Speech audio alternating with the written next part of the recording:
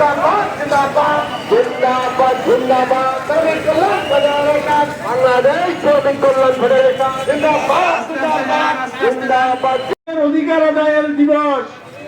এই জন্য এই প্রোগ্রামে আমরা হাজির হয়েছি। আল্লাহ তাআলাকে শুকরিয়া আদায় করি, সবাই বলে আলহামদুলিল্লাহ।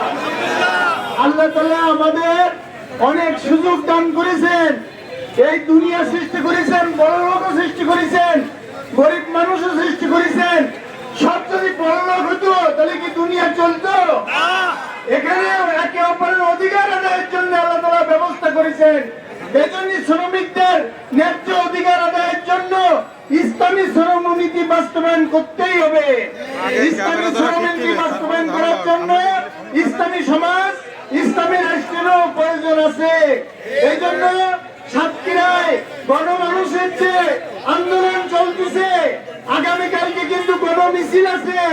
আগামীকালকে বিকালে রাজ্জাক পার্কে সবাই আসবেন তো ইনশাল্লাহ। যে সরকার যে হ্যাঁ ভোট পাস করেছে, 70% মানুষ হ্যাঁ ভোটের পক্ষে রায় দিয়েছে, কিন্তু সেই হ্যাঁ ভোট সেটা সংযোজন করতেছে না। হ্যাঁ ভোটকে সরকার অবজ্ঞা করতেছে। তারই প্রতিবাদে আগামীকালকে এই গণমিছিল, সেখানে সবাই আসার জন্য অনুরোধ করছি।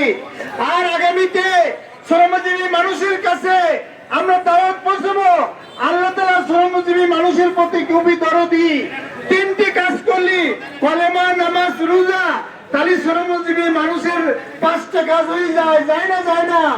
হজ আর যাকাত লাগে না, হজ করা লাগবে না, যাকাত হবে করা লাগবে না, তাহলে সে এখানে 200 নম্বর ফ্রি পাবে। ঠিক না ঠিক?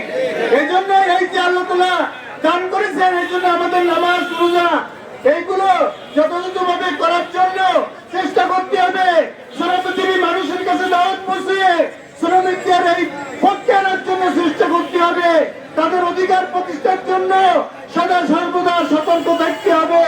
আমরা আন্তর্জাতিকভাবে বা আমাদের দেশীয়ভাবে আমাদের ডিসি সাহেব সহ এখানে এসপি সাহেব আছেন, তাদের কাছে আমাদের আকুল দাবি হচ্ছে, এই আবেদন হচ্ছে, এই যেন শ্রমিকদের হয়রানি না করা হয়, কেউ যেন শ্রমিকদের অধিকার বঞ্চিত না করেন। এই জন্য আমরা শ্রমিকদের অধিকার প্রতিষ্ঠার জন্য সজাগ সতর্ক থাকবো। কোন জায়গায় কোনো যেন হয়রানি না করা হয়, বেইজ্জতি না করা হয়। মানুষ মাত্রই কিন্তু মর্যাদা সম্পন্ন, সে গরিব হোক আর বড় লোক হোক, এটা বড় কথা না। আল্লাহর কাছে বড় হচ্ছে যে আল্লাহকে বেশি ভয় করে, সে হচ্ছে আল্লাহর কাছে মর্যাদাবান। সে বড় লোক কি গরিব লোক সেটা কিন্তু বড় কথা এখানে না। এই জন্য আসুন আল্লাহর বিধান কায়েমের জন্য শ্রমিকরা রাসূল সাল্লাল্লাহু আলাইহি ওয়াসাল্লামের সাথে এই আন্দোলনের দায়িত্ব পালন করেছেন। অধিকাংশ শ্রমিক 12 না 14 না, শ্রমিকরা সাহাবায়ে কিরাম।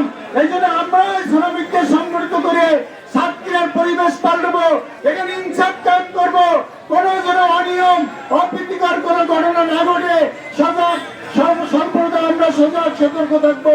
এই জন্য সকলকে উদাত্ত আহ্বান জানাই, আগামীতে আরো সকাল সকাল যেন এই 1 মে উদযাপন করার জন্য আরো বেশি সংখ্যার ভাইদের নিয়ে আমরা করতে পারি। এবং যারা ট্রেড ইউনিয়ন আছে আমাদের শহরে আর এই সদরে, এখান থেকে যারা সবাই ট্রেড ইউনিয়নের পক্ষ থেকে একজন করে প্রথমে শুরু হবে, একজন করে বক্তৃতা দেবেন, সভাপতিকেই বক্তৃতা দিতে হবে। এইটা লালন পালন করবেন 1 বছর ধরে।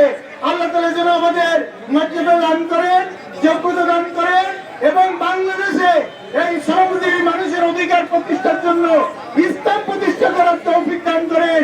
এই কামনা করে সকলের জন্য দোয়া করে সকলের কাছে দোয়া চেয়ে আজকের আমাদের এই আলোচনা সভা শেষ করছি।